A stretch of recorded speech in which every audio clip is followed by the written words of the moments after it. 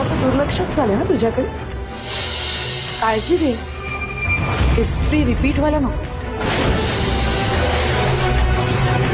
प्रेमाची गोष्ट या मालिकेच्या येणाऱ्या भागामध्ये आपल्याला असं बघायला मिळत आहे की मुक्ताचा बालपणीचा मित्र आशू मुक्ताच्या घरी आलेला असतो आणि त्याला पाहून मुक्ता खूप खुश झालेली असते आणि तो सुद्धा मुक्ताच्या मागे पुढे करत असतो. हे पाहून सागर थोडासा मुक्ताच्या बाबतीत पजेसिव्ह झालेला असतो.